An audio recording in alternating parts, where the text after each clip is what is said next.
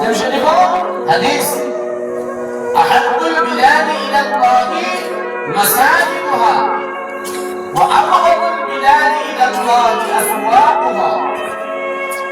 এই দুনিয়ার জমিনের উপরে যত জায়গা আছে সব জায়গা থেকে প্রিয় জায়গা, মায়ার জায়গা, মহবুব জায়গা, পছন্দনীয় জায়গা আল্লাহর নজদে হইল মসজিদ। বলে সুবহানাল্লাহ। এই পৃথিবীর জমিনের উপরে দেখো মাটি সবচেয়ে খারাপ জায়গা, আল্লাহর কাছে অপছন্দনীয় জায়গা বাজার। ওরে আল্লাহর মায়ার বান্দা হল, আজকে মসজিদের ভিতরে মানুষের সংখ্যা দেখুন আর বাজারে মানুষের সংখ্যা দেখুন। আল্লাহর নবীর হাদিসটা সামনে রাখুন। আল্লাহর নবী ফরমান আহাব্বুল বিলাদি ইলাল্লাহি মাসাজিদুহা ওয়া আবগাদুল বিলাদি ইলাল্লাহি আসওয়াকুহা। মসজিদে মানুষের সংখ্যা কম, বাজারে মানুষের সংখ্যা বেশি। ও আল্লাহর মায়ার বান্দা, মসজিদে যখন তুমি আইবা আল্লাহর মায়ার বান্দা, বাজারে যখন তুমি যাইবা আল্লাহর মায়ার বান্দা না। বাজার জরুরতের জায়গা জরুরত শেষ, তুমি তাড়াতাড়ি বাড়িতে আই যাও, আর মসজিদে যাও তুমি বেশি করে সময় লাগাইলাও। সুবহানাল্লাহ। আমরা উল্টা চলিয়া ওয়াজ উঠতে আমরা ভাবি আছি, আর ওয়াজ করতে করতে হেরান হয়ে আছে। আমরা সত্যি শুনতে হেরান হয়ে কিন্তু আমাদের ময়দানে আপনারা হাদিসটা সামনে রাখিয়া রাস্তাটা হাঁটিয়ে দেখতে সময় বাধা নমুনা রেখে দেবে, আর মসজিদের ভিতরে প্যান্ডেলের ভিতরে নমুনা রেখে দেবে। সব হচ্ছে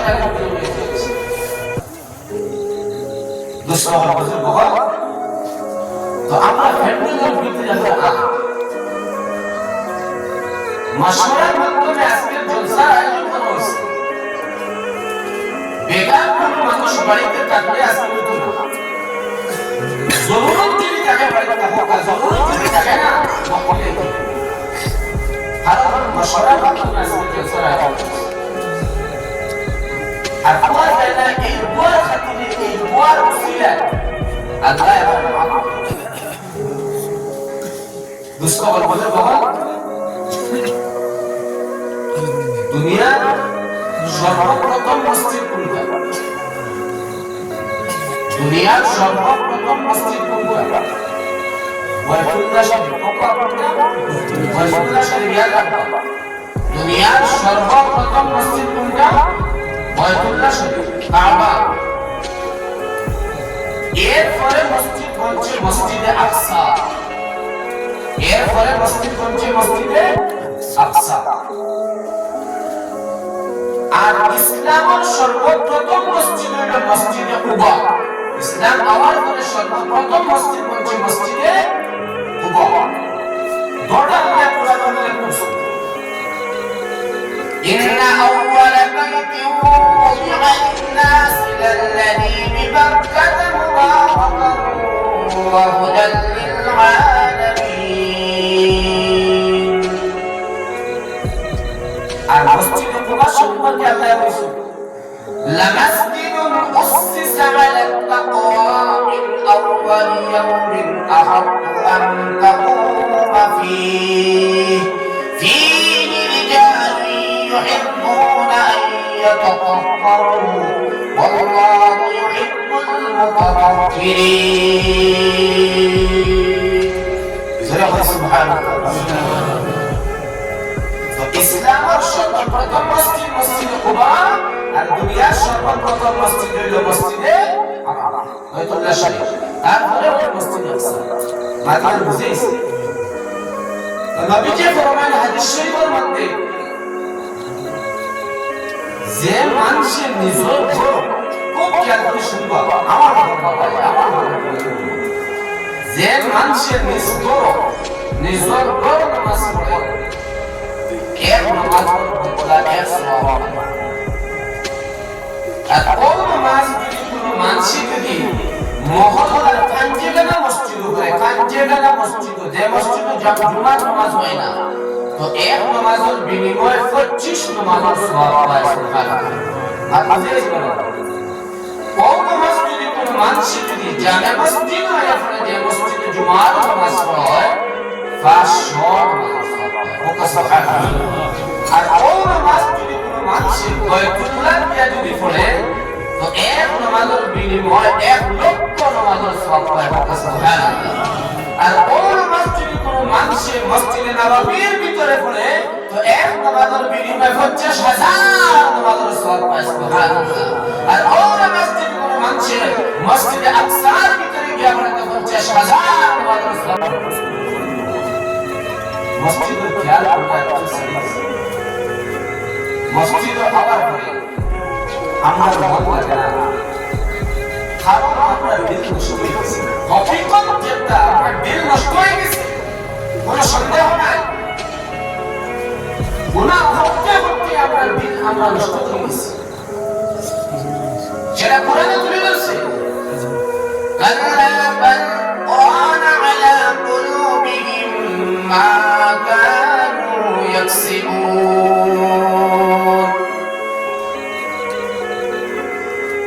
মানুষে যে সময় গুনাহ করে, মানুষের দিলের ভিতরে খালা একটা চিহ্ন লাগে, খালা একটা নিশানি লাগে, দাগ লাগে। এই বান্দা যখন কোন আলেম ওলামার দ্বার লয়, কোন বুজুর্গানের দিনের দ্বার লয়, ওলি আল্লাহর দ্বার লয়, কোন ওয়াজের মাহফিল আয়, আওয়াজ পরে যখন কোরআন হাদিসের আলোচনা শুনি যায়, তার ভিতরে ডর পয়দা হয়ে যায়, আল্লাহ আমি তো গুনাহ করেছি মাওলা, যার কারণে ইবাদতের দিকে হাত বাড়াতে পারি না গো দয়াল। আয় আল্লাহ, আমি আজকে বুঝলাম ইবাদত করলে কতটুকু ফায়দা গো আল্লাহ, ইবাদত ছাড়া তো জান্নাতে যাইতে পারতাম না। আয় আল্লাহ, আমার জীবন শেষ হয়ে গেছে গুনাহ করতে করতে গো দয়াল। রব্বুল আলামিন ফরমায়, বান্দারে তুই যে তো বড় গুনাহগার ওসমানে বান্দা, তোর গুনাহ যদি সমুদ্রের ফেনার পরিমাণ হয় বান্দা, তোর গুনাহ যদি জমিনের পানির দানার পরিমাণ হয় বান্দা, আমার রহমত করে তুই নিরাশ হইস না রে বান্দা। قل يا عبادي الذين أسرفوا على أنفسهم لا تقنطوا من رحمة الله إن الله يغفر الذنوب جميعا سبحان الله بدري نراش اسنر بندا তোর গুনাহ সমুদ্রের ফেনার পরিমাণ যদি হয়, জমিনের বালির দানার পরিমাণ যদি হয়, আমি রব্বুল আলামিন তোর জীবনের সব গুনাহ মাফ করিয়া দিব। সুবহানাল্লাহ। বান্দা যে সময় সবর ফানিটা সাড়ে আলিম উলামার ওয়াজ শুনিয়া, কোরআনের আলোচনা শুনিয়া, আল্লাহর নবীর বাণী হাদিস শুনিয়া সবর ফানি সাড়ে দে আর খান্দে মনটা দুর্বল বানাই দেয়। আল্লাহ মাহশরের ময়দানে তোমার সামনে আমাকে দাঁড়াইতে লাগবো। আল্লাহ তুমি তো কোরআনের মধ্যে ঘোষণা করেছো, আল্লাহ আলিমুল্লাহ ওয়াজ করে শুনছি, আলিমুল্লাহ আল্লাহর জবান থেকে শুনছি, আলিমুল্লাহ বয়ান করছেন শুনছি। ইয়াউমা ইয়াকুমুন নাসু লিরাব্বিল আলামিন। আল্লাহ সব মানুষ কিয়ামতের দিন দাঁড়াইতে লাগবো গো দয়াল। আল্লাহ আমার বড় ডর লাগে, আমি দাঁড়াইয়া কিভাবে আমার হিসাবে দিব গো মাওলা। এই কথা মনের মধ্যে আনিয়া বান্দায় যখন খান্দে আর কয়, আল্লাহ আমি আপনার বান্দা, আপনি আমার মালিক আল্লাহ। আমি জানছি না ভুল করে রাইছি গো দয়াল আল্লাহ। তোমার কোরআনের উপরে বিশ্বাস রেখে আল্লাহ আমি তোমার সামনে নত হয়ে গেছি গিয়া। আল্লাহ আমার জীবনের গুনাহ যদি মানুষে দেখিলেই তো আমার লোক ছাড়িয়া গেল গিয়নের আল্লাহ। আমার এলাকার মানুষে শুনলে আমার দ্বার ছাড়িয়া গেল গিয়নে আল্লাহ। আয় আল্লাহ তোমার নিয়ে তো মায়া আমার লক্ষ ছাড়ছো না আল্লাহ। আমার পানি বন্ধ করছো না আল্লাহ। আমার পানি বন্ধ করছো না আল্লাহ। মানুষের লগে মিলমিলাওয়ার বন্ধ করছো না আল্লাহ। আমার গরুর মাংস নাই আল্লাহ।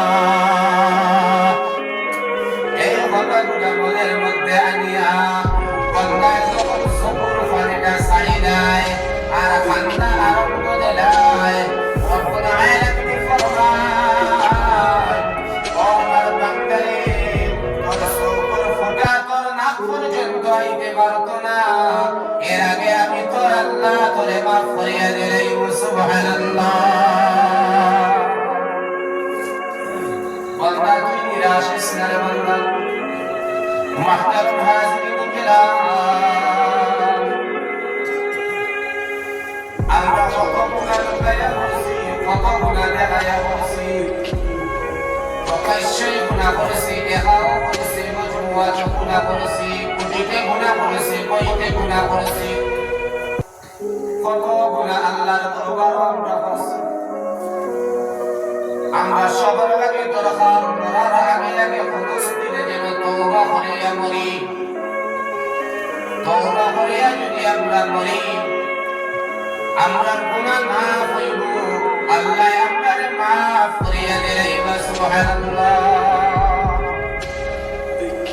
মুহতারাম হাজিরিন কিরাম আল্লাহ রাব্বুল আলামিন কোরআনে কারীমের মধ্যে ফরমায় সাওয়াউন মিনকুম মান আসাররা আল-কওলা ওয়া মান জাহারা বিহি ওয়া মান হুয়া মুস্তাখফিন বিল-লাইলি ওয়া সারিকুম বিন-নাহার। তুমি যদি সুরে কথা বলো আল্লাহ শুনুন, আস্তে যদি কথা বলো আল্লাহ শুনুন, একা যদি কথা বলো আল্লাহ শুনুন, তুমি যদি দোষের সামনে কথা বলো আল্লাহ শুনুন, রাত্রের বেলা যদি তুমি কোনো খাস করো আল্লাহ দেখুন, দিনের বেলা কোনো খাস করো আল্লাহ দেখুন, রাত্রের বেলা যদি তুমি আল্লাহ হয়ে ডাক দেও আল্লাহ শুনুন, দিনের বেলা যদি আল্লাহ হয়ে ডাক দেও আল্লাহ শুনুন। ও আমার মায়ার মায়া হল দুষ্ট হল বুজুর্গ হল আস্তে ডাকো শুনুন, সুরে ডাকো শুনুন, রাত্রে ডাকলেও শুনুন, দিনে ডাকলেও শুনুন, রাত্রের বেলা আমার আল্লাহ শুনুন। তার কারণ হইল আল্লাহ তাআলা রাত বানাইছেন আমরা আরামর লাগিয়া ওয়া জাআলনা আল-লাইলা লিবাসা। বান্দারে আমি রাত বানাইয়া দিছি তোর আরামর লাগিয়া রে বান্দা, কিন্তু বান্দা আমার আরামর প্রয়োজন নাই। যার কারণে আমি কোরআনে ঘোষণা করে রাখছি লা তাকুলুহু সিনাতুন ওয়ালা নাওম। আল্লাহর কোন নাই দিবান, আল্লাহর দিবানি নাই। কোন মুহূর্তে কোন সময় কোন জায়গায় বসিয়া কোন বান্দায় গুনাহ করিয়া আল্লাহ বলে ডাক দিব, আমার আল্লাহ যদি তখন ঘুমাই আল্লাহ ডাকের সাড়া পেয়ে দিব। যার কারণে আমার আল্লাহর ঘুম নাই, যার কারণে আমার আল্লাহর দিবানি নাই। আল্লাহর মায়ার বান্দা হন, আল্লাহর ডাক দেওয়ালা আমরা সব বলে যাই। ডাকার মতো ডাকলে খোদা কেমনে শোনেন না। আল্লাহরে আল্লাহ ডাকা শিখলাই, আল্লাহরে যখন আল্লাহ হইয়া ডাকবো আল্লাহ আমার ডাকবো সাড়া দিবে সুবহানাল্লাহ।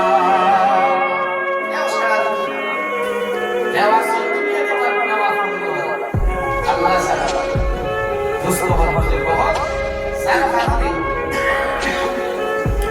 এই জিনিসগুলো পয়দা করতে গেলে আল্লাহর ভয় আল্লাহর খৌফ থেকে পয়দা করতে চাই আমরা আলিমুল দার্জিন আমরা আলিমুল দার্জিন লাগিয়েছি আল্লাহর নবীর ফরমান ইয়াদ শুনবা কোন আলিমান আও মুতাআল্লিমান আও মুসতামিআন আও মুহিব্বান ওয়ালা তাকুন খালিস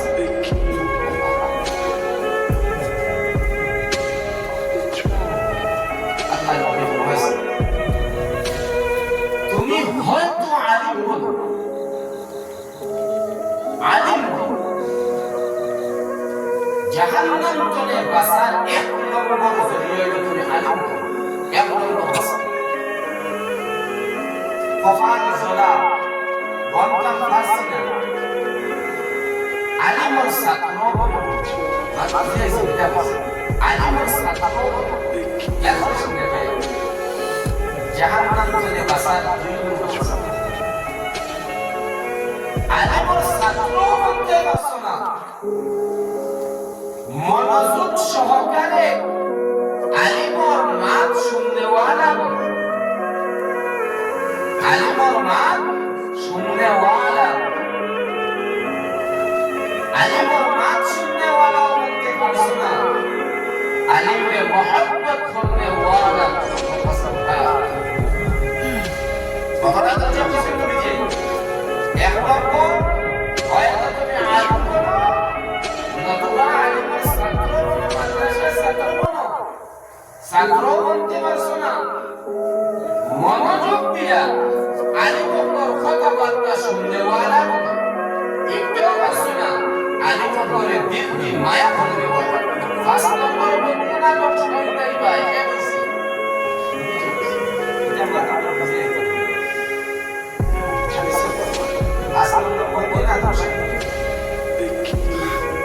Mustafa Bozur Baba Haşarın var Ulema-i kiram বলে আল্লাহ ডাক দিয়া বলবা তুমি তার জান্নাতে যাও তুমি তার জান্নাতে যাও গিয়া তখন গুনাহগার বান্দা হো যারা দুনিয়াতে গুনাহ করছে গুনাহগার বান্দা হো আলিমের আগে গিয়া কইবি রাস্তা তার হইবা আপনারা আল্লাহ জান্নাতে যাওয়ার আগে বলেন আপনারা জান্নাতে যাইতে গিয়া আমরা দুনিয়াতে গুনাহ করে আইছি আমরা বিপদে হয়ে গেছি আপনারা পরিচয় দেইতা আমি আপনারে দুনিয়ার জমিনে এক বিলাস মানে হইছিলাম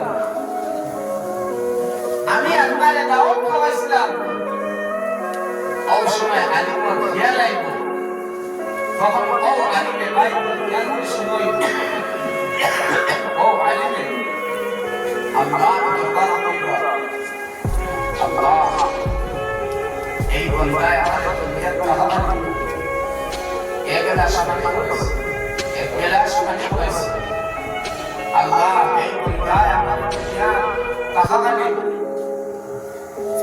আমি সান্দাত গেছিলাম থাকার জায়গা পাইছি না আমার বাড়ি নিয়া নিজের বিছনা করতে আরাম করে লাগছে নিজে লেপ না লাগাইয়া আমার লেপ দিয়ে আরাম করছে আল্লাহ তুমি যতক্ষণ করে দেখতো তোমার এই বান্দারে মাফ করিয়া দিতে না আর জান্নাতের ঘোষণা দিতে না আল্লাহ তখন আল্লাহ আশা তোমার এইখানে হবাইছে আশা তোমারে দাওয়াত খাওয়াইছি আশা তোমার লগে সহযোগিতা করছেননি জি আল্লাহ আমার লগে সহযোগিতা করছেন আল্লাহ কইনা যাও তাহলে দিয়ে তুমি জান্নাত সুবহান محترم حاضرین کرام আলী মোহাম্মদ মায়া বাবা আলী মোহাম্মদ মায়া বাবা বড় দুঃখ লাগে মসজিদে আবার পরে আমরা মেসওয়াল করে ইটা ইটা হাতার মসজিদ বল পুরা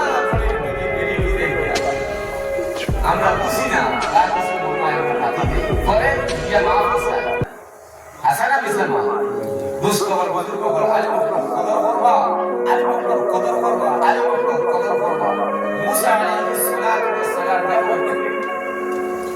মুসা আলাইহিস সালাতু ওয়াস সালাম আল্লাহর নবীকে রাস্তাঘাটে হাঁটিয়ে যাইতা খেয়াল করে শুনবা কবরস্থানের ধারে যাইতা একটা কবর আযাব খুব কঠিন আযাব মুসা আলাইহিস সালাম শুনিয়া দেখা তারপর কাজ শেষ করে যখন কায়না রিটার্ন করিয়ে আইছে আওয়ার উপরে তাই এই কবর আর আযাব শুনছেন না সুবহানাল্লাহ আযাব শুনছেন না এর আগে আল্লাহ জিজ্ঞাসা শুনছেন মুসা আলাইহিস সালাতু ওয়াস সালাম কবর পাশে কইরা আমি যাইতে সময় কবর আযাব আওয়াজ আর এখন শুনি না তার খবর কবর করে আওয়াজ দিল আল্লাহ নবী এবার শান্তি শুনবা আল্লাহ নবী আমার যখন ইন্তেকাল হয়েছে তখন আমার পরিবার গর্ভবতী ছিল আমার একটা সন্তান জন্ম দিয়েছে